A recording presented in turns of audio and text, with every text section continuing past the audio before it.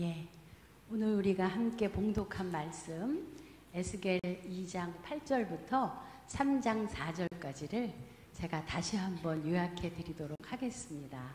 왜냐하면 이 말씀은요, 하나님께서 그의 백성 이스라엘을 가르치실 때 어떻게 가르치시는지를 너무나 분명하게 보여주시는 말씀인데요. 하나님이 먼저 에스겔을 부르십니다. 부르셔서 이렇게 말씀하세요. 인자야, 너는 이 패역한 족속같이 패역하지 말고 내가 너에게 주는 것을 먹고 가서 그들에게 전하라 하고 말씀하시는 거예요. 그런데 이렇게 앞을 보니까 하늘에서 손이 내려오는 겁니다. 손이 에스겔 앞에 펴져요. 그 안에 무엇이 있었습니까? 두루마리 책이 있었습니다. 그 두루마리 책을 가만히 보니 안팎으로 애가와 애곡과 재앙의 말이 가득 차 있었다, 이렇게 기록되어 있습니다. 에스겔은 남유다 사람이었는데 남유다가 바벨론에게 망하여서 에스겔은 바벨론 포로로까지 잡혀갔다가 그 유다의 패역함을 사람들에게 알리고 또 예루살렘 성전이 무너지는 것에 대해서 예언하고 그러나 다시 회복할 것을 예언했던 그런 선지자였습니다. 그러니까 이스라엘이 당했던 고통들이 이 에스겔이 그대로 당했던 고통이었는데 그 두루마리 책 안에 그런 것들이 써 있다는 것은 그 민족들이 그때 당시에 당했던 어려움을 그대로 반영하는 거다, 이렇게 볼 수 있어요. 그런데 가만히 보니 하나님이 말씀하시는 거예요. 너는 입을 벌려서 그 발견한 것을 받아 먹으라 하시는 거예요. 그러자 에스겔이 입을 벌립니다. 그랬더니 그 손이 그 두루마리 책을 에스겔에게 먹여줍니다. 에스겔이 그것을 받아 먹고 또 먹고 또 먹었는데 하나님이 에스겔에게 그러십니다. 너는 그것을 배와 창자에 가득 채워라. 가득 채우라고 계속 먹이시는데 에스겔이 그것이 내 입에서 달기가 꿀과 같았다. 이 쓴 고통의 말이 거기 써 있었는데 그걸 먹는데 내 입에서 달기가 꿀과 같다. 그렇게 기록하고 있습니다. 그렇게 에스겔이 그걸 다 먹자 하나님이 에스겔에게 말씀하십니다. 인자야, 너는 이제 이스라엘 족속에게 가서 내 말로 그들에게 고하라 라고 하는 말씀이 우리가 오늘 함께 읽은 말씀입니다. 이 말씀은요, 저는 기독교 교육을 하는 사람인데요, 하나님이 그의 백성을 교육하실 때 어떻게 교육하시는지를 굉장히 분명하게 정말 하나의 샘플과 같이 보여주시는 말씀이다. 저는 그렇게 이 말씀을 받습니다. 그래서 이 말씀을 잘 들여다보면 하나님이 그의 백성을 어떻게 교육하시는지, 그리고 그에 따라서 우리는 우리의 학생들을 어떻게 교육해야 하는지를 분명히 이곳에서 발견할 수 있는 그런 말씀입니다. 그래서 오늘 이 저녁에 제가 여러분과 여기에 나타난 하나님의 교육 패턴, 하나님의 교육 방법, 이것을 3가지로 살펴보려고 해요. 여러분 오늘 저녁에 3가지를 외우셔야 합니다. 이거를 외우셔야 이제 문을 통해서 집에 가실 수 있으세요. 하실 수 있겠죠? 응? 믿습니다. 하실 수 있을 거라고. 자, 그러면 우리 한번 시작해 볼까요? 먼저 첫 번째를 한번 따라 하시는데요. 첫째, 하나님은 그의 백성을 가르치실 때 먼저 사람을 불러 교사로 세우신다. 이거 외우실 수 있을까요? 한번 해볼까요? 자, 시작. 하나님은 그의 백성을 가르치실 때 먼저 사람을 불러 교사로 세우신다. 훌륭합니다. 그렇습니다. 오늘 이 본문 말씀을 보면 하나님이 이스라엘을 깨우치시기 시작하시는데 그 시작을 어떻게 하시느냐? 에스겔을 부르는 것부터 시작하십니다. 에스겔을 불러서 그를 교사로 세우시고 3장 4절 우리가 읽은 말씀 보면 그를 세우신 후 인자야 이스라엘 족속에게 가서 내 말로 그들에게 고하라 라고 보내십니다. 이게 하나님의 교육 방법입니다. 먼저 하나님이 교육하신다고 해서 뭐 갑자기 하늘에서 뭐가 떨어지고 뭐 진공 상태에서 무슨 일이 갑자기 일어나고 그게 아니라 하나님이 인간을 교육하실 때 먼저 사람을 불러서 그를 교사로 세우시고 그를 보내셔서 그를 통해서 하나님이 그의 백성을 가르치시는 것을 우리가 여기서 발견할 수가 있습니다.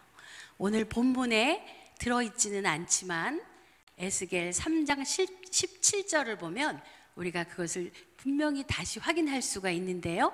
우리 한번 찾아볼까요? 에스겔 3장 17절 바로 옆에 이 성경 말씀을 가져오신 분들은 한번 보면서 한번 읽어보도록 하겠습니다. 여기 안 뜨고 있는데 있으신 분은 찾으시면서 다 같이 한번 시작.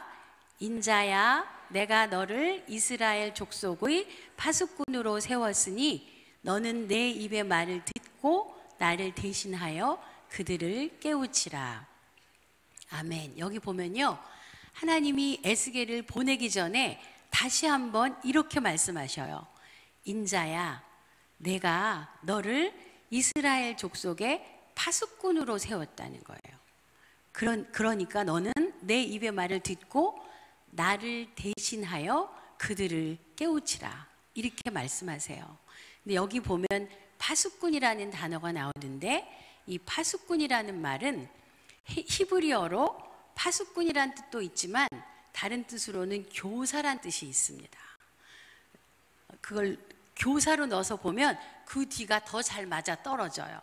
내가 너를 이스라엘 족속의 교사로 세웠으니 너는 내 입의 말을 듣고 나를 대신해서 그들을 깨우치라. 보세요. 어느 게 더 맞나? 하나님이 에스겔을 보내실 때 내가 너를 교사로 세웠다. 그러니 너는 가서 나를 대신해서 하나님이 그의 백성을 깨우치실 때 사람을 교사로 먼저 세우셔서 너는 가서 나를 대신해서 그들을 깨우치라 하면서 그를 보내시는 것을 우리가 여기 다시 한번 발견할 수가 있습니다. 이게 하나님의 교육 방법입니다. 먼저 교사를 부르시고 그를 보내서 하나님 대신 백성을 가르치도록 하는 것. 이게 하나님의 교육 방법입니다. 여러분 작년 연말에 어떻게 해서 교사가 되셨습니까? 여러분 중엔 아마도 마음이 약해서 거절을 못해서 내가 또 1년을 고생하게 생겼구나 그렇게 생각하는 분이 우리 온누리교회 업술이라고 생각합니다. 옆 교회에 있을지도 모르겠어요. 옆 교회 이름 뭐예요? 그 교회에 있을 것 같아요. 근데 여기 안 계실 것 같아요. 여러분이 지난 연말에 어떻게 교사가 됐는지는 모르겠습니다. 그렇지만 우리가 잊지 말 것은 여러분은 하나님을 대신해서 여러분의 학생을 깨우치라고 가르치라고 세우신 하나님의 교사라고 하는 사실입니다. 여러분은 어떤 동기에서 왔든지 간에 하나님을 대신해서 여러분의 학생을 가르칠 하나님의 교사입니다. 믿습니까, 여러분? 저 이거 믿습니다. 여러분도 누군가 여러분을 가르쳐줘서 여기 오지 않았습니까? 누군가 여러분에게 복음을 전하고 말씀을 가르치고 그래서 여러분이 여기 있는 것입니다. 여러분의 인생에도 하나님이 누군가 교사를 세워서 여러분을 지금까지 인도하신 거예요. 이 성경 이야기를 보세요. 이것도 보면 처음부터 끝까지 하나님의 교육 이야기로 가득 찬 이야기라고 볼 수 있어요. 하나님이 모세를 부르시고 여호수아를 부르시고 이사야를 부르시고 심지어는 예수님을 보내시고 사도들을 보내시고 그리고 그렇게 하신 하나님이 지금도 교사들을 부르셔서 보내셔서 그들을 통해서 하나님의 백성을 가르치시는 거 계시는 것입니다. 이것이 하나님의 교육 방법입니다. 저의 인생에도 한 분의 교사가 계십니다. 제가 중학교에서 고등학교로 올라가던 해에 저희를 가르치셨던 선생님이신데, 저희가 아주 참 굉장히 가난한 동네에 살았어요. 물론 그때는 뭐 너나 할 것 없이 다 가난했지만 저희 교회가 있었던 동네는 특별히 더 가난했던 것 같아요. 그냥 산동네에 집들이 정말 닥지 붙어서 있었던 그런 동네였는데, 교회도 없어서 처음에는 천막을 지고 예배를 드렸다가 이제 저희가 이제 중학교가 됐을 때는 교회 건물이 세워져서 거기서 이제 예배를 했던 그런 교회였습니다. 그때 저를 담당하셨던 담임 선생님이 계시는데, 그 담임 선생님이 우리 부서의 전도사님이시기도 하셨어요. 네, 저를 이제 담당해 주셨던 그 선생님을 지금도 잊지 못합니다. 그 선생님이 우리를 위해서 참 기도를 많이 하셨는데, 그때는 교사만 기도를 많이 한 게 아니라 너나 할 것 없이 정말 한국교회가 기도를 참 많이 했던 때인 것 같아요. 오늘날에는 금요 심야 기도가 됐지만 옛날에는 금요 철야 기도였습니다. 기도하면 저녁에 모여서 새벽까지 기도했습니다. 밤새워 기도하고 새벽에 먼 동이 터오를 때 햇살이 교회 안으로 들어와서 환해질 때까지 그렇게 기도를 했었고, 수련회를 간다 그러면 학생들도 그렇게 기도했어요. 수련회 가기 하루 전날 교회 와서 밤새고 철야기도 했습니다. 수련회 때 은혜 받게 해달라고. 저도 그때 고3에서 고1 올라가던 그 해에 수련회를 갔는데, 수련회 가기 하루 전날 밤에 그곳에서 우리가 교회에 모여서 기도를 시작을 했어요. 기도를 하는데 막 갑자기 언니 오빠들이 막 소리를 지르고 막 울고 불고 막 기도하는데, 그게 너무 충격이었어요. 태어나 그런 모습 처음 본 거예요. 그런데 갑자기 언니 오빠들이 막 입에서 이상한 말이 나오는 거예요. 생전 못 들어보던 어느 나라 말인지 저게 그런 말들이 막 나오는데 뭡니까? 방언으로 막 기도를 하는데, 제가 그것을 이제 처음 봤는데 그걸 보고 굉장히 충격을 이제 받았는데, 그 중에 제가 굉장히 좋아하던 오빠가 있었어요. 그 오빠도 그러고 있는 거예요. 그때의 충격이란, 정말 제가 그 모습을 보면서 그 오빠에 대한 그 사모하는 마음이 뚝 떨어졌잖아요. 그러면서 제가 결심한 게 있잖아요. 어떻게 저렇게 망가질 수가 있는가? 난 절대로 저렇게 안 망가진다. 그렇게 결심했잖아요. 그리고 어쨌든 그 다음날 수련회를 갔습니다. 갔는데 이제 하루 종일 이제 프로그램 하고 또 다 했는데, 그때는 수련회를 가면 밤에 기도할 사람 기도하라고 본당에 다 불 켜놨어요. 그러면 오늘날 아이들 수련회 가면 이제 밤에 또 놀고 자고 하는데 또 거기 와서 기도했습니다. 저도 이제 가서 이제 기도를 하는데, 그날 밤에 그 전날 임하셨던 언니 오빠들에게 임하셨던 회개의 영이 저에게 그만 임해버린 거였어요. 갑자기 저에게 하나님이 회개를 시키시는데, 막 옛날에 지었던 잘못과 막 초등학교 때 지었던 그런 죄들이 막 생각이 나면서 그게 마치 파노라마 같이 앞으로 막 눈앞에 스쳐 지나가는 거예요. 그래서 제가 그거를 하나하나 하나님 앞에 회개하면서 이렇게 한참을 하는데 막 눈물이 나고 콧물이 나고 그러는 과정에서 제가 내가 정말 죄인이구나, 내가 정말 죄인이다, 이런 게 그냥 마음에 확 와닿는 그런 순간에 한 학생이 찬양을 시작하는 거예요. 내 모습 이대로 주 받으옵소서, 날 위해 돌아가신 돌아가신 주 날 받으옵소서. 그 찬양을 부르는데 그 가사 한마디 한마디가 막 와서 꽂히는 거예요. 내가 지금 죄인인데 내 모습 이대로 주 받으옵소서. 내 죄인이지만 주님, 내 모습 이대로 주님 받으옵소서. 이게 내 고백이 되는 거예요. 그 다음에 날 위해 돌아가신 주. 아, 이 죄 때문에 주님이 돌아가셨구나. 그게 확 오면서 날 위해 돌아가신 주, 날 받으옵소서. 그 찬양을 하는데 그게 그냥 나의 고백이 되고 그 순간 내가 예수 그리스도를 인격적으로 영접하는 그런 사건이 저에게 일어났던 것입니다. 그렇게 이제 하고 있는데 그냥 바로 입이 이상해지는 거예요. 혀가 이상해지는 거예요. 제가 이래봬도 예수님 영접하자마자 방언받은 사람이에요. 그랬는데 막 제가 또 했던 결심이 있잖아요. 그래가지고 막 이상해서 안 하려고 했는데 제가 아까 말씀드린 그 선생님, 우리 부서 전도사님이시자 저희 반을 담당하셨던 그분이 참 신령하신 분이었어요. 기도 많이 하시는 분이었어요. 그 순간 그 많은 학생 중에 저한테 오시는 거예요. 그래서 저한테 금이야, 기도해라. 입에서 나오는 대로 기도해라. 하나님이 너에게 주신 선물이야. 성령의 선물이야. 기도해. 그래서 그만 저도 망가졌잖아요.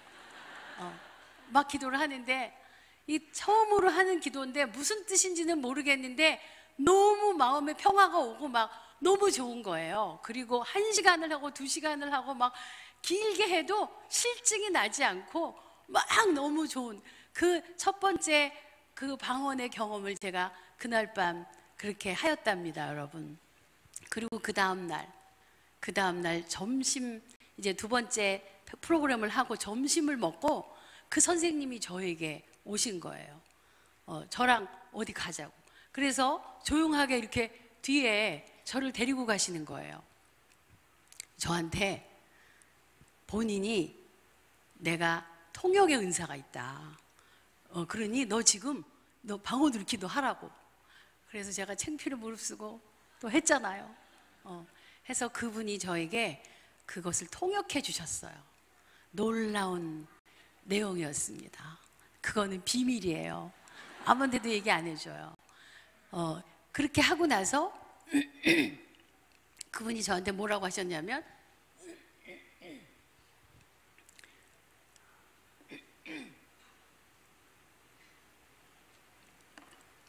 뭐라 그러시느냐면 금이야, 내가 너를 위해 기도할 때마다, 그러니까 기도를 한 번 한 게 아니라는 뜻이죠.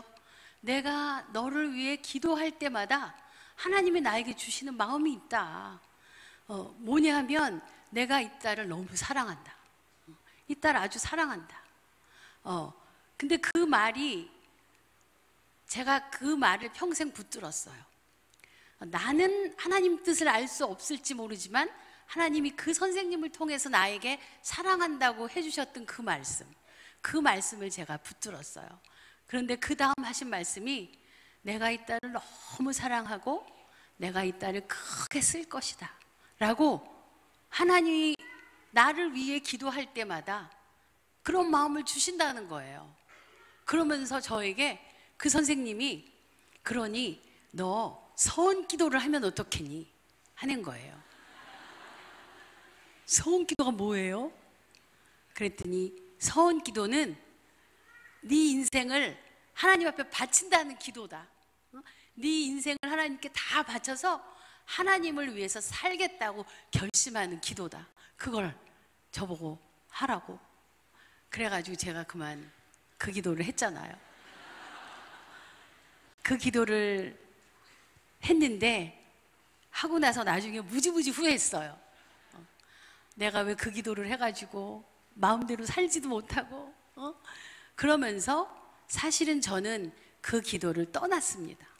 그 기도를 떠나고 그 약속을 지키지 않았는데 하나님은, 저는 그 기도를 떠나고 신실하지 않았는데 우리 하나님은 그 약속에 끝까지 신실하셨어요. 끝까지. 그래서 지금 생각해 보면 그 기도가 제 인생을 살렸습니다, 여러분. 제가 이렇게 멀쩡하게 교수를 하고 있지만 옛날에 제가 가출도 했던 사람이에요.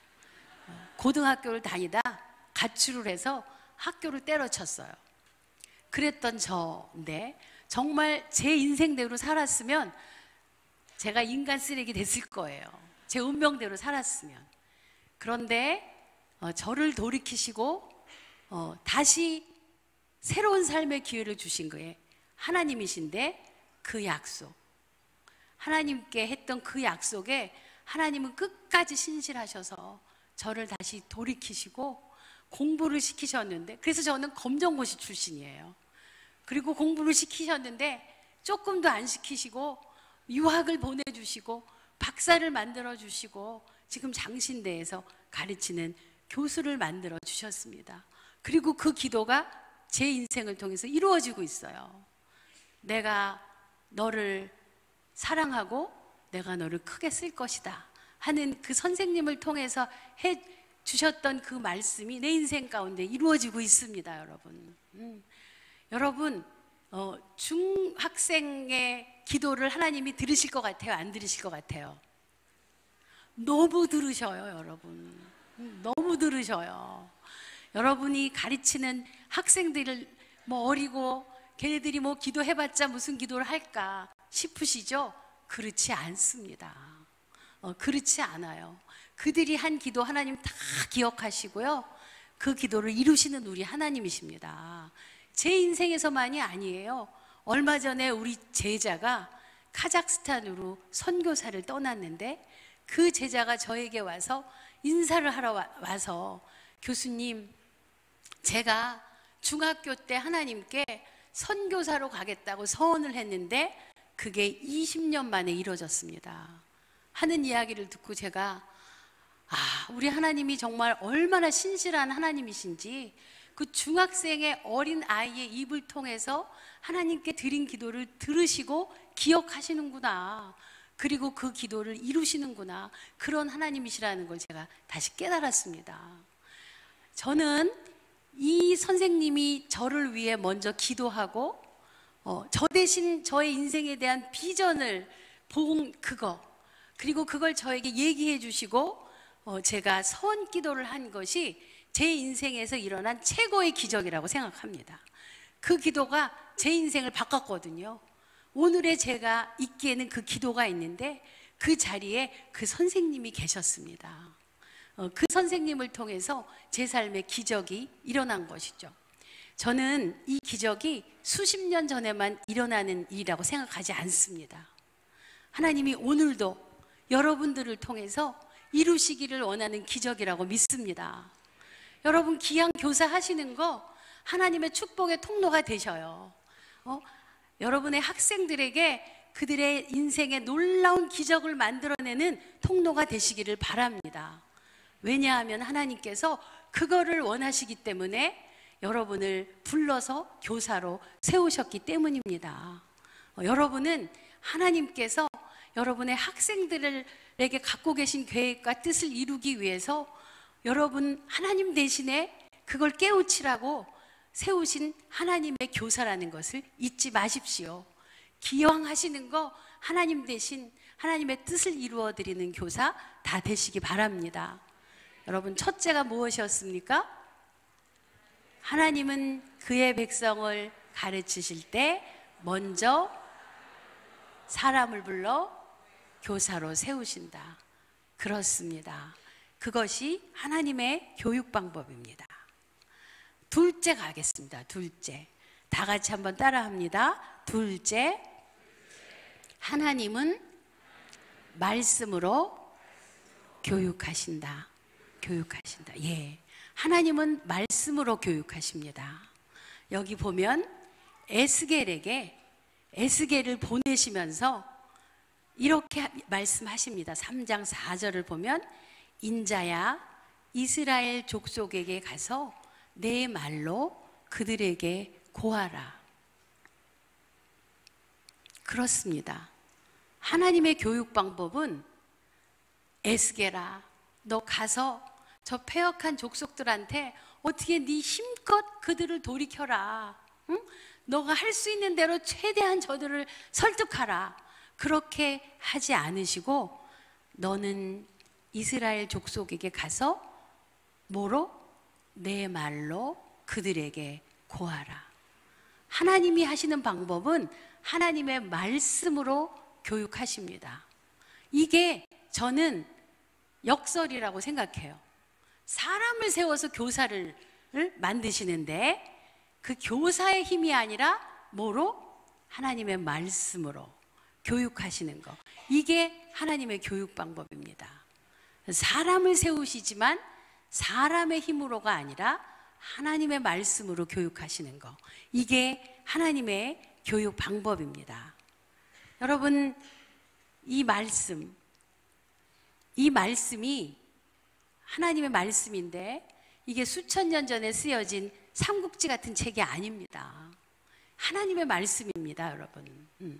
하나님의 말씀은 디모데후서 3장 16절 17절에 나와 있는 대로 모든 성경은 하나님의 감동으로 되었다. 하나님의 감동으로 되었다. 이렇게 말씀하지 않습니까? 여기 나와 있는 이 감동이라는 말이 헬라어로 푸뉴마토스라는 단어입니다. 이 푸뉴마라는 어근에서 온 말인데요. 그 말은 숨이란 뜻입니다. 숨. 모든 성경은 하나님이 숨을 불어넣은 책이라는 거예요. 성경은. 그런데 그 숨이라는 것은 또 다른 의미가 있는데 영, 하나님의 스피릿이라는 것이, 하나님의 영이 이 안에 불어넣어져 있다. 그런 뜻입니다. 모든 성경은 하나님의 성령이 함께 하시는 그런 말씀이란 뜻입니다. 그래서 이 말씀은 수천 년 전에 쓰여진 책이지만 오늘도 살아서 역사하시면서 우리의 마음을 만지시고 우리를 빚어가시는 놀라운 능력의 말씀입니다. 바로 이 말씀을 통해서 하나님이 교육하시지 여러분이 가지고 있는 학벌과 능력과 교사하려면 돈도 있어야 되지 않습니까? 우리 아들이 우리 온누리 교회에서 중고등부를 했습니다. 걔가 주일날 교회 갈 때 제가 오늘 점심 집에 와서 먹니? 그러면 걔가 오늘 며칠이지? 그래서 며칠인데 그러면 막 계산해 보다가 오늘 교회에서 먹고 온대요. 왜? 그러면 지난주에 선생님 월급 탔다고. 월급날을 알고 있어요. 그래서 그 주일날 뺏겨 먹는 거예요. 애들이 그러니 여러분 이 다른 사람이 몰라서 그렇지 교사 하려면 돈도 많이 듭니다. 근데요, 걔가 또 그렇게 신세진 거는 잘 기억하고 있어요. 그래서 스승의 날에 내가 너 학교 선생님하고 교회 선생님하고 선물 1개씩 살게, 2개 살게. 그랬더니 걔가 하는 말이 학교 선생님은 됐고 교회 선생님 것만 사. 또 먹은 게 있기 때문에 또 걔가 너 다. 이게 그래도 어쨌든 교사를 하려면 오늘날 여러 가지 참 필요한 게 많아요. 그런데 정작 하나님이 교육하시는 방법은 아주 핵심적인 것은 뭐냐면 말씀으로 교육하신다는 것입니다. 왜냐하면 말씀은 사람을 빚어가는, 사람을 변화시키는 힘이 있기 때문입니다. 여러분 이거 믿습니까? 이거 믿지 않으면 교사할 수 없습니다. 응? 이걸 믿지 않으면 여기저기 다른 거 기웃거립니다. 어떻게 하면 애들을 재밌게 할까? 요즘에 교회 학교가 너무 엔터테인먼트 중심으로 갑니다. 재밌게 하면 올까 해서 막 하지만 결국은 아이들을 변화시키고 신앙의 뿌리를 놓는 거는 말씀입니다, 여러분. 왜냐하면 하나님이 말씀으로 교육하시기 때문이지요. 여러분 이 교사가 돼서 이 말씀의 능력을 경험한 적이 없다. 그러면 여러분 반성하세요. 하나님께 기도하세요.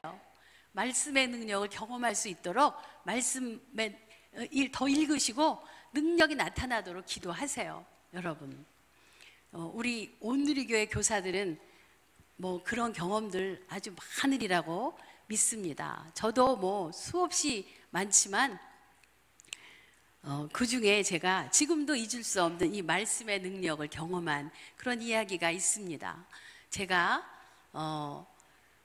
저희 이게 이제 방송으로 나가거나 하면 우리 시어머니가 알게 될 텐데 이 이야기를 해야 될지 고민인데 저희 시어머니가 여러분 우리 시어머니한테 얘기하지 마세요. 34세 혼자가 되셨어요. 재혼 안 하시고 아이 넷을 키우신 그런 분이십니다. 네, 그런 분인데 그 시어머니가 제일 사랑하고 의지하는 아들이 첫째 아들이에요. 근데 그 첫째 아들은 부모 말을 한 번도 거역한 적이 없고 또 원하는 공부도 열심히 하고 원하는 대학에 척 들어가고 뭐 다 정말 그리고 뭐 원하는 대로 부모님 다 해드리고 그런 아들이에요. 그래서 우리 시어머니에겐 그 첫째 아들이 남편 같고 친구 같고 아들 같고 애인 같고 뭐 다 되는 아들이에요. 그런데 그 아들에게 여자가 생겼습니다. 그 여자랑 이제 결혼을 했는데 그 여자를 그 시어머니가 이뻐할까요? 미워할까요? 그거는 구도상으로 이뻐할 수가 없죠. 응? 그 여자가 바로 접니다, 여러분. 전데요. 하여튼 이 얘기를 풀어내면 밤샐 수 있어요, 저. 이 이야기와 관련된 밤샐 수 있는데 그 중에 하나만 제가 얘기할게요. 저희 어머니 칠순 때 저희 남편이 형제가 넷이나 다 합해서 넷인데 우리 남편이 글쎄 칠순 잔치하는 모든 비용을 우리 남편이 다 내는 거예요.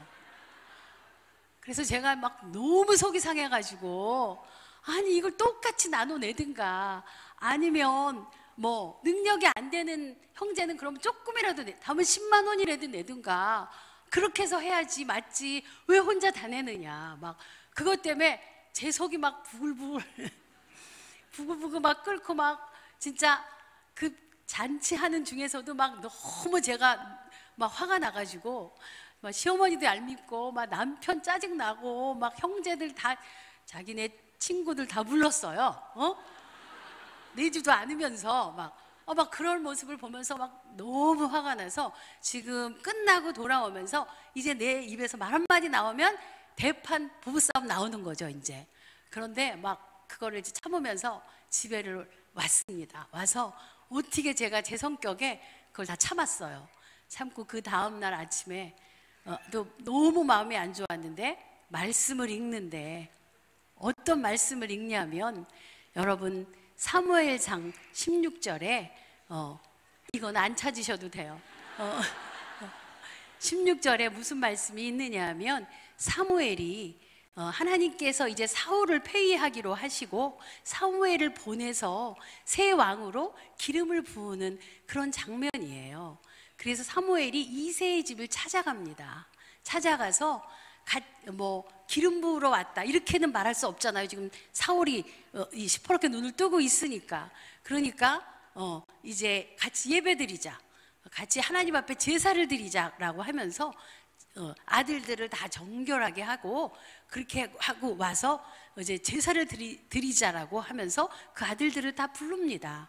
그런데 아들이 첫째 뭐 너무너무 수려하고 뭐 너무 잘생기고 해서 그 아들인지 알았더니 하나님의 아니라 해서 그렇게 해서 7째 아들까지 가는 거예요. 근데 다 아닌 거예요. 그래서 이 이야기 아시잖아요, 그죠? 그래서 사무엘이 이새에게 그러는 거예요. 이 아들 말고 또 다른 아들이 있느냐? 그랬더니 이새가 그래요. 예, 뭐 하나가 더 있긴 있어요. 응? 막내가 하나 있습니다. 말째가. 걔는 지금 들에서 양을 치고 있어요. 그러니까 이게 이 막내는 뭐 예배 드리러 제사 드리러 그냥 올 필요도 없는 그냥 말째 중에 말째 그냥 아들로 별로 치지도 않는 지금 그냥 한참 끝에 있는 아이라고 생각해서 부르지도 않은 그 아이를 보고서 그 아이라고 하나님이 사무엘에게 말씀해 주셔서 거기서 기름을 붓지 않습니까? 근데 그날 말씀을 묵상하다가 그 막내에 갑자기 제가 확 필이 꽂힌 거예요. 막내. 그래, 네가 얼마나 막내였냐? 응? 네가 막내 중에 말째 아니었냐?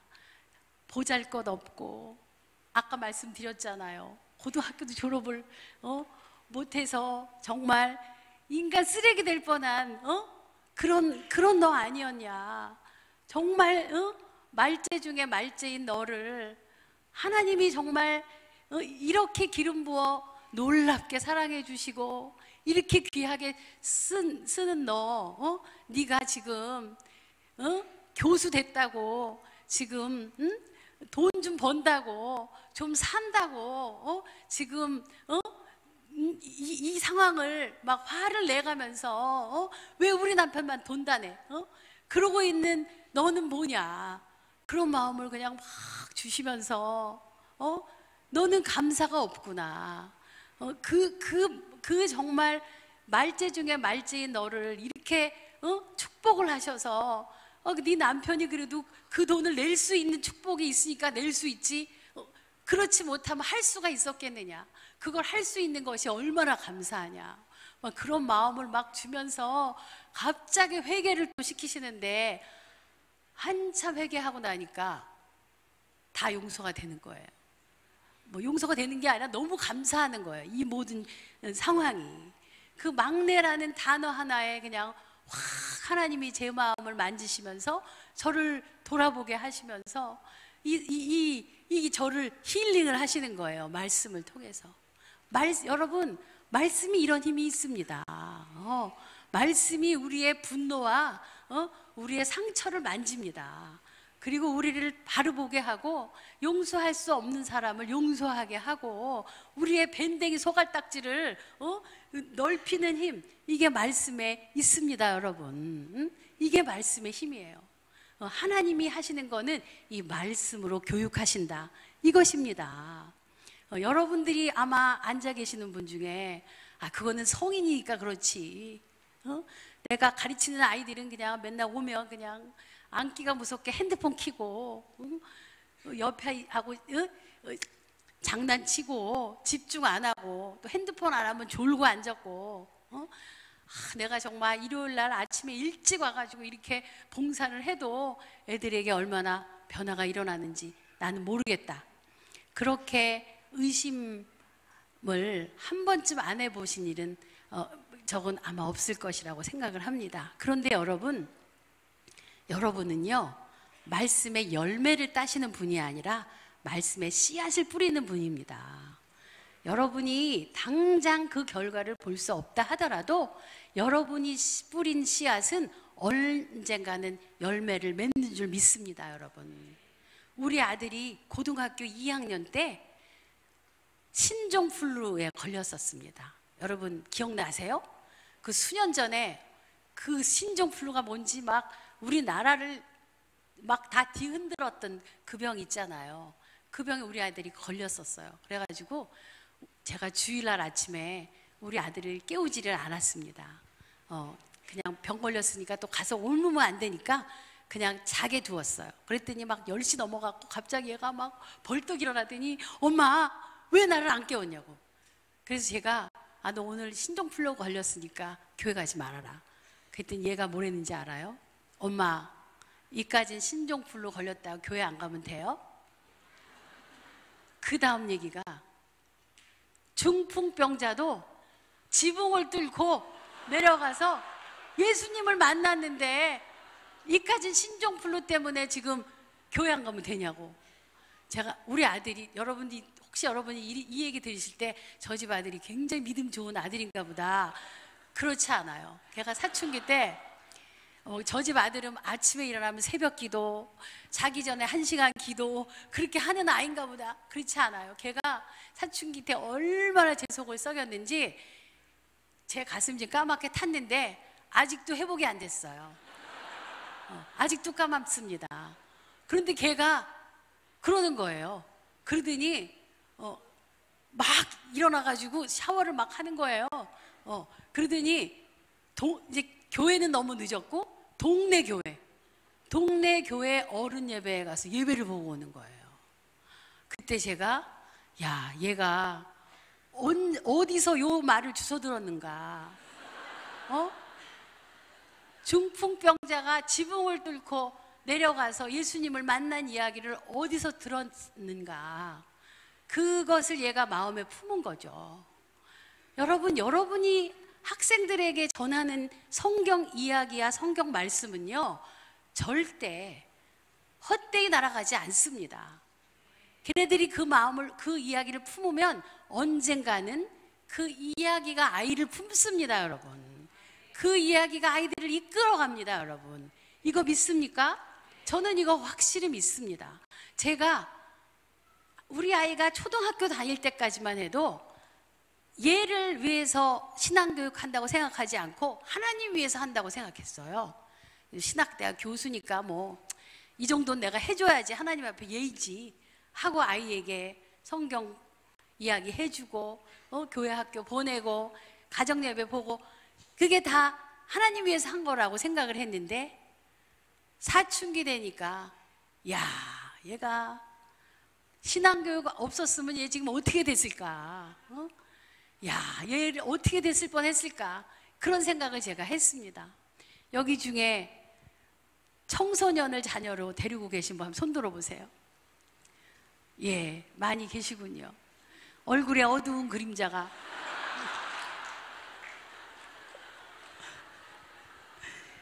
여러분, 위로를 받으세요. 신학대학 기독교 교육과 교수 아들도 똑같습니다, 여러분. 똑같아요. 그런데 지나면 괜찮아요. 너무 그렇게 너무 그거에 목숨 걸지 마세요.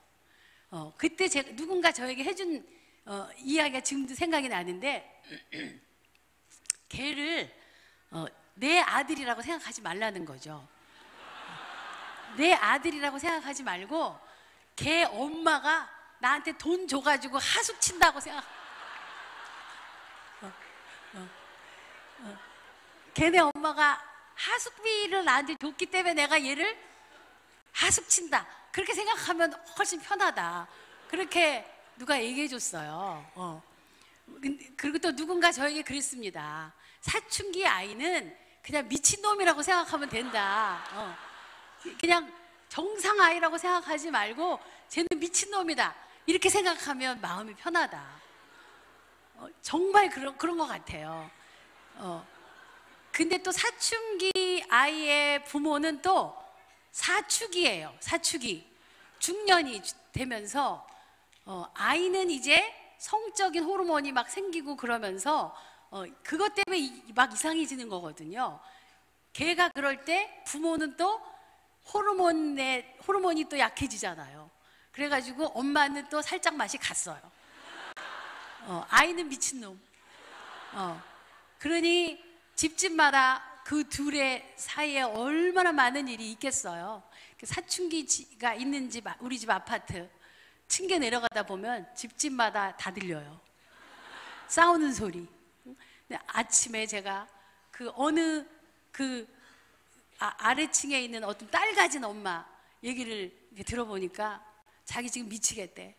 자기 딸이 중학교 아이들 보면 왜 여자아이들 머리가 너무너무 예쁘잖아요. 막 윤기가 잘잘 흐르고 그냥 머리만 감기만 해도 이쁘잖아요. 그렇게 찰랑거리는 머리를 30분을 드라이를 갖고 줄이를 틀더래. 자기 미치는 줄 알았다고. 자기한테서 살이 나올 것 같다고. 그러니까 이게 딸이든 아들이든 굉장히 힘든 시기인데요. 그럴 때 우리 아이가 그렇게 엄마 알기를 손톱의 때만큼도 여기지 않는 그런 이제 아이로 변하죠. 우리 아이가 초등학교 3학년 때 저한테 뭐라 그랬느냐면, 엄마는 장미꽃이야 했던 애예요. 비웃으시는군요. 그땐 저도 꽤 한미모 했었어요, 여러분. 엄마가 예쁘다는 거죠. 근데 걔가 6학년 때 TV에서 드라마를 했는데, 파리의 연인 기억나시죠? 그거를 우리 아들하고 같이 보고 있는데, 그 드라마에 아주 이상한 대사가 나왔어요. 그러니까 나 이쁘죠? 해야 되는 대사를 아주 이상하게 하는 거예요. 이쁜 게 죄라면 넌 사형이야 라고 말해야 되는 거 아니에요? 하는 대사가 나왔어요. 우리 아들이 그걸 듣고 있다가 이쁜 게 쟤라면 엄마는 석방이야. 그러는 거예요.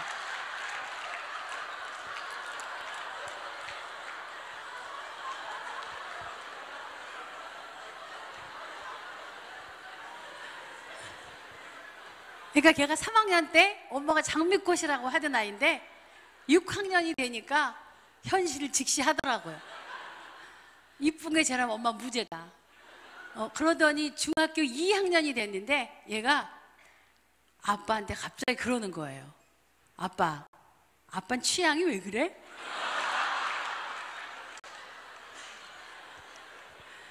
그러더니 고2가 됐는데 제가 아들한테 아들 공부하고 있어? 라고 문자를 보냈어요. 걔가 답장이 왔는데 하던 일이나 하셔.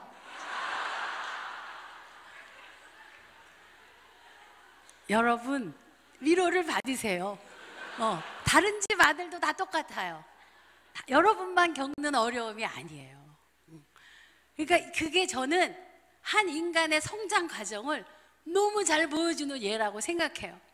엄마가 세상에서 제일 예쁜 여자인지 알았다가 현실을 직시하고 이제 나중에는 엄마가 어떻게 생긴 거는 관심의 대상도 아니에요. 자기 엄마 하던 일을 하시라는 거죠. 내가 뭘 하든지 간에 그게 아이가 독립하는 과정이죠. 그거는 하나님의 창조의 질서예요. 성장해서 결국은 부모를 떠나는 거죠. 홀로서기 하는 게 창조의 질서입니다. 그러는 과정에서 반드시 해야 되는 게 뭐냐면요, 부모의 권위에 도전하는 거예요. 그러니까 걔네들이 너 못됐어, 이 싸가지 없는 놈, 그러실 거 없어요. 이 홀로서기 하려면 어쩔 수 없이 일어나는 과정이에요. 그 권위의 인물에게 도전하는 거. 그래야 그 다음 혼자 쓸 수 있는 거예요. 이제 그런 과정이죠. 그런데 그렇게 엄마 아빠를 상대화하던 아이가 함부로 하지 않는 게 있었어요. 함부로 까불지 않는 게 있었어요. 그게 뭐냐면 말씀, 성경 이야기, 이런 거에 대해서 걔가 토를 달지 않았어요. 하나님, 그런 거에 대해서 함부로 말하지 않았어요. 교회 가는 거, 이런 거에 대해서 걔가 함부로 하지 않았어요. 제가 그런 모습을 보면서 야, 네가 교회를 떠나지는 않겠구나. 이렇게 엄마를 상대화하고 이렇게 해도 너의 심지를 굳건히 붙들어주는 게 하나가 있구나. 응? 그게 얘가 어렸을 때 들었던 신앙의 이야기, 신앙 교육이에요. 그게 아이를 붙들어 가는 것입니다, 여러분. 응? 얘가 고등학교 2학년 때요, 주일날 아침에 전화가 왔어요. 전화가 왔는데 친구하고 오후에 어딜 가기로 했나 봐요. 걔가 전화해서 야, 너 그거 지금 가면 안 되니? 얘가 안 돼 그러더라고요. 들리잖아요. 걔가 왜 안 되냐? 그러니까 우리 아이가 나 교회 가야 돼.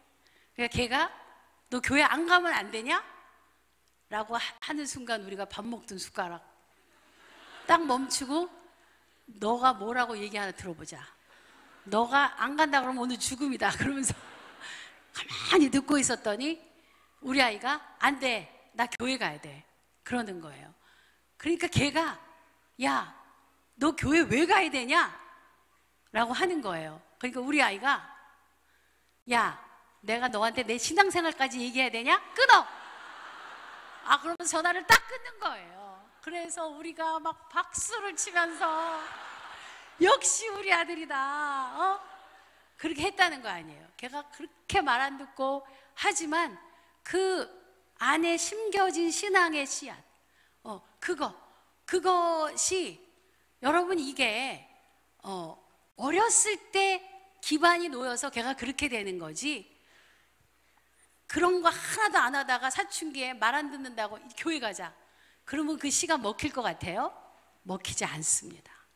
여러분이 지금 유치부, 아동부, 유아부 가르치시죠?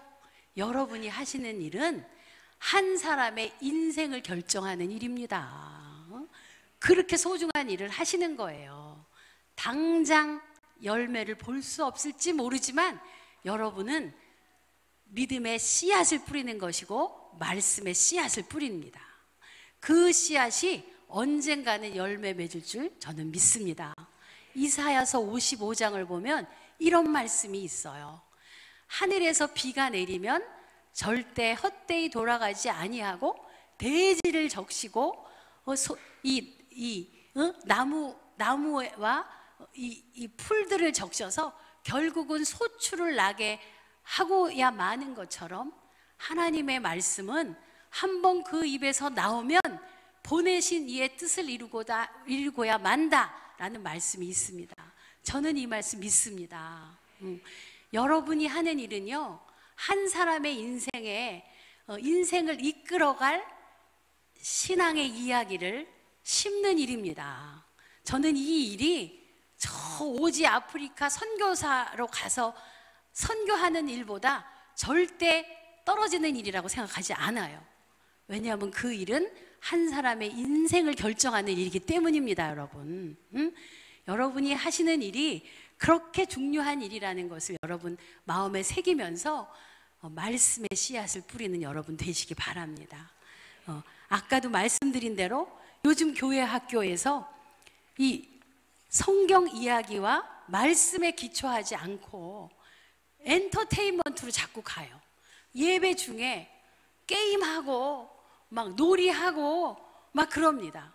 제가 이렇게 교회 가보면 전도사가 앞에 설교하러 나와요. 예배 드리는 중에 나와서 자, 내가 가위바위보 하자 나랑. 가위바위보 해가지고 가위바위보 해가지고 진 사람 손 내려. 또 남은 사람하고 가위바위보 하고 해가지고 제일 마지막에 한 사람 남은 아이한테 막 초콜릿 던져주고 막 이런 식으로 예배를 드리는 걸 보면서 제가 깜짝 놀랐어요. 물론 그렇게 하면 아이들이 좋아하고 재미있어 합니다. 그런데 그런 게임이나 엔터테인먼트가 아이의 신앙의 뿌리를 놓습니까? 그렇지 않습니다. 여러분, 교회 학교가 아무리 줄어들고 어떤 상황이 있더라도 여러분이 해야 되는 거는 하나님의 말씀을 가르치는 거, 그 일이라는 것을 잊지 마시기 바랍니다. 그리고요, 여러분이 재미없게 가르쳐서 그렇지 아이들이 정말 성경 이야기를 정말 잘 전하잖아요. 그러면 아이들이 막 눈이 바짝바짝바짝 하면서 그 이야기에 몰입하고 듣습니다, 여러분. 그렇게 해서 아이들이 그 이야기에 몰입하면 그 이야기를 아이가 품어요. 출애굽 이야기를 마음에 품은 아이는 커서 사방에 길이 막혀서 길이 없을 때 뭐가 생각납니까? 홍해를 가른 하나님이 생각나면서 길이 없는 곳에 길을 내시는 하나님이 생각이 나는 것입니다. 여러분이 하셔야 할 것은 아이들에게 성경 이야기를 잘 전해서 그들이 그 이야기를 품고 성장하게 하는 것, 그것이 여러분의 할 일입니다. 그렇게 뿌려진 씨앗은 30배, 60배, 100배의 열매를 맺을 줄 믿습니다, 여러분. 예, 우리가 이제 두 가지 했는데요. 다시 한번 외워볼까요? 첫째가 뭐였습니까? 하나님은 그의 백성을 가르치실 때 먼저 사람을 불러 교사로 세우신다. 훌륭합니다. 온누리교회 교사들. 둘째 무엇입니까? 하나님은 말씀으로 교육하신다. 이제 셋째입니다. 셋째 한번 따라합니다. 셋째, 하나님은 교사를 말씀으로 준비시키신다. 하나님은 교사를 말씀으로 준비시키신다. 그렇습니다, 여러분. 이 말씀을 보십시오. 오늘 에스겔을 하나님이 부르셔서 너는 나를 대신해서 저 민족을 깨우쳐라 하고 보내시는데, 깨우칠 때 내 말로 그들에게 고하라 라고 보내주시는데, 그것을 하기 전에 놀라운 환상을 보여주죠. 저는 이 환상이 성경에서 제가 발견한 가장 놀랍고 아름다운 그런 환상이다 이렇게 생각합니다. 하늘에서 손이 내리는데 손 안에 두루마리가 있는데 그거를 뭐라고 하세요? 어떻게 알아? 먹으라. 말씀을 이런 환상이 어디 있습니까? 사실 여러분, 말씀은 먹는 것입니까? 보거나 혹은 듣거나 뭐 이런 거지 먹는 게 아닌데, 하나님이 말씀을 아예 입에다가 넣어주셔서 먹으라고 하시면서 배와 창자에 가득 채우라고 하는 그런 놀라운 환상을 보여주시는데, 여기에 놀라운 뜻이 여기 들어 있습니다. 여러분, 여러분, 말씀을 먹는다는 게 무엇입니까? 한번 우리 음식을 먹는 거를 생각해 봅시다. 밥을 입에 넣고 어떻게 합니까? 씹어요. 오래 씹으면 맛이 어떻습니까? 단맛이 납니다. 아까 두루마리 책에 애가와 애곡과 재앙의 말이 그렇게 쓴 말이 써 있었지만 그게 입에서 달기가 꿀과 같다 라고 한 것처럼, 이 밥이 씹으면 단데 이 말씀을 그냥 듣고 흘리는 게 아니라 잘게 부수고 씹어서 오래 씹으면 그게 달아진다 이거죠. 그 말씀을 먹는다는 게 그런 의미입니다. 그걸 씹고 곱씹어서 그 말씀의 의미를 찾는 거죠. 그러면 그게 아무리 쓴맛이라도 나에게 단맛이 되는 그런 놀라운 의미가 그 안에 들어있는 것을 발견하라, 그 뜻입니다. 근데 말씀은 입에서만 먹는 게 아니죠. 씹어서 어떻게 합니까? 삼키면 식도를 통해서 어디로 갑니까? 위로 갑니다. 그 위에서 더 잘게 씹어서 갈아서 이게 어디로 갑니까? 창자로 갑니다. 그러면 작은 창자에서 그 음식 안에 있는 모든 영양소를 빨아들입니다. 빨아들여서 그걸 어디다가 보내요? 우리 핏줄을 타고 온 몸에 보내죠. 그러면 우리가 이렇게 움직이는 에너지도 거기서 얻고, 또 우리가 병원군이 나타나면 싸워서 이길 수 있는 면역의 힘도 거기서 나오고, 우리 몸의 모든 신진대사와 이 순환이 일어날 수 있는 이런 필요한 모든 무기물이 거기서 나옵니다. 그래서 그 힘으로 우리가 사는 것입니다. 여러분, 무슨 힘으로 사세요? 밥심으로 살잖아요. 밥심으로. 밥심으로 살고 사실은 또 돈심으로 살죠. 이 밥을 먹는다, 이거는 밥에서 힘을 얻어서 산다 이 뜻이잖아요. 그런데 여기 말씀을 먹으라 한 말씀이 그것입니다. 말씀의 힘으로 살으라는 것입니다. 말씀이 주는 힘으로 살고, 말씀이 방향을 제시하는 대로 살고, 그게 말씀을 먹는다는 것입니다. 하나님이 에스겔에게 하신 게 그거예요. 말씀을 먹인 거. 그래서 말씀의 힘으로 살고, 말씀이 지시하는 방향대로 살고, 또 그 방향대로 살고 싶은 에너지로 사는 거, 그게 하나님이 에스겔에게 말씀을 먹이신 그런 뜻인 것입니다. 그런데 여기 보면 하나님이 에스겔에게 말씀을 먹이신 것만이 아니라 또 어떻게 하세요? 먹여서 배와 창자에 가득 채우라. 그냥 입에서 한번 먹고 마는 게 아니라 완전히 꼭꼭 채워서 창자에 가득 채우라는 거예요. 창자에 가득 채우는 그런 일을 하나님이 여기서 하시는데, 이건 무슨 뜻이냐?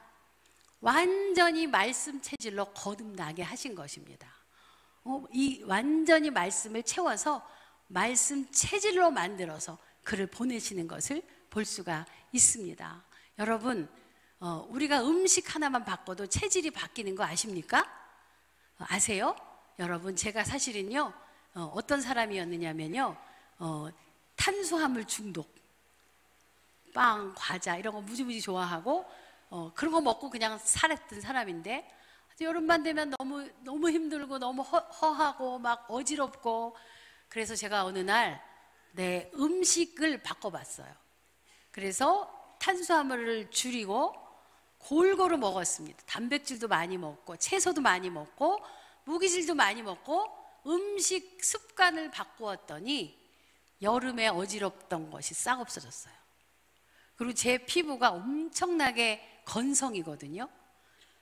목욕탕에서 세수하고 화장대까지 가는 길을 못 참았어요. 얼굴이 땡겨가지고. 그렇게 건성 피부였는데 그렇게 음식을 바꿔 먹으니까 그게 없어졌어요. 그 정도는 참을 수 있어요. 물론 아직도 건성이에요. 그런데 거기 오는 길은 참을 수 있게 됐어요. 이게 사람은 자기가 뭘 먹느냐, 그 먹느냐대로 되는 것입니다. 근데 말씀을 창자에 가득 채우라. 이거는 말씀의 사람이 되라, 이 뜻입니다, 여러분. 여러분 말씀을 채우면 여러분의 체질이 바뀝니다. 믿습니까? 여러분의 성품이 달라집니다. 믿습니까? 저는 이거 믿습니다.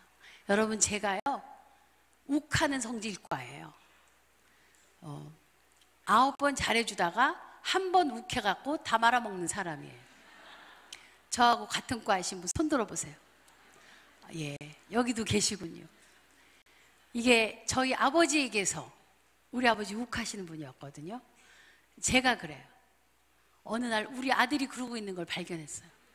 그래서 제가 우리 집안에 흐르는 이 저주를 끊어야 된다. 그리고 제가 기도를 했는데 그게 유전에 온 게 아니에요, 여러분. 그게 유전 때문이 아니라 그걸 보고 배우는 거예요. 아버지가 그걸 그러면 자식이 그걸 보고 따라하는 거예요. 그러니까 그게 유전이 되는 거예요. 그런데 제가 그런 성격인데 제가 항상 1월 1일 날 항상 하는 기도가 있습니다. 그 기도가 뭐냐면, 하나님, 올해는 더 괜찮은 사람 되게 해주세요. 더 나은 인간 되게 해주세요. 사실 제가 내일 모레 60입니다. 이쯤 되면 놀라셔야 되는데 60인데 세상에는 60이면 아유 그냥 그 성격대로 살다 죽는 거지 뭐 어쩌겠냐, 할 수 없어. 그럴지 모르지만 저는 말씀이 우리의 성품을 바꾼다는 것을 믿습니다. 말씀 체질로 거듭나면 달라진다는 것을 믿어요.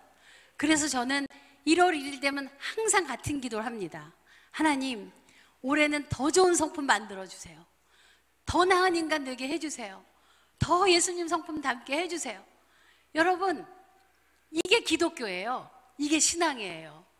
이 신앙이 이런 힘도 없으면 이거 뭐 때문에 믿습니까, 여러분?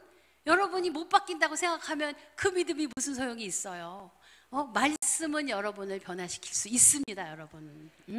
저는 그것을 확실히 경험했고, 우리 남편이 저에게 당신 많이 나아졌어 라고 말했어요. 전화번호 알려드릴까요? 말씀의 힘이고, 지금도 저는 죽기 전까지 계속해서 더 나은 성품을 향해서 나아갈 것입니다. 왜냐하면 하나님은 말씀으로 우리를 빚어가시기 때문입니다. 그렇게 먹고 가득 채운 에스겔에게 하나님이 마지막으로 이제 가서 고하라 라고 하십니다. 여러분, 말씀으로 찬 사람은요, 입 열면 뭐가 나와요? 말씀이 나올 수밖에 없습니다. 이게 교사예요. 교사는 그것으로 준비돼서 그냥 누르면 말씀이 나와야지 돼요. 누르면. 주일날 아침에 성경이 아니죠. 여러분이 이제 쓰는 공과책. 그거 보고 와서 가르치는 거 가지고는 안 됩니다. 그거 열기 전에 말씀을 먼저 여세요. 그 공과 열기 직전에 열라는 말이 아니라 주중에 말씀을 여세요. 공과 열기 전에. 그래서 말씀을 먹고 채우시기 바랍니다. 그러면 여러분의 입에서 말씀이 나올 때 어떻게 나와야 되느냐? 여러분, 팔당 때문에 수위가 올라가면 문을 열면 어떻게 돼요? 물이 나오는 거 보셨죠? 그냥 확 하고 나오잖아요. 그렇게 말씀을 고할 때 그 말씀이 힘이 있는 것입니다, 여러분.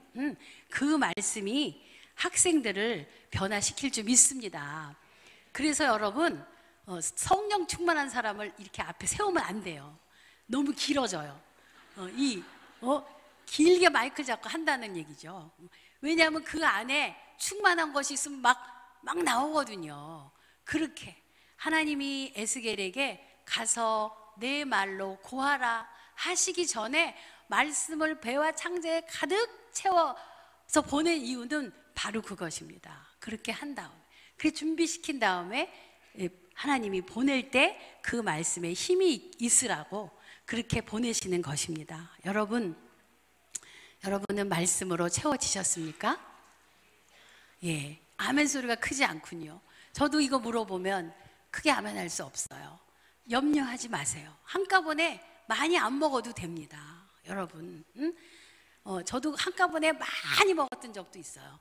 어느 해인가 제 연구학기 때 진짜 한 학기 내내 미국에 이 교환 교수로 가서 정말 아침 새벽 4시부터 말씀을 읽기 시작해서 12시까지 말씀을 읽고 묵상하고 기도하고 그렇게 해서 막 하는 과정에 제 안에 있는 독들이 다 나오는 경험을 했고 저에게 우울질이 좀 있거든요. 그런 것이 다 치유되는 경험을 했고 그러는 과정에 제가 놀라운 경험도 했어요.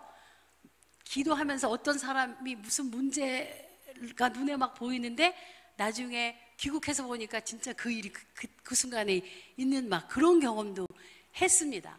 그런데 이거 맨날 돌아와서 학교에서 가르치고 뭐 출근하고 이렇게 하니까 그렇게 할 수가 없어요. 그렇게 안 되더라고요.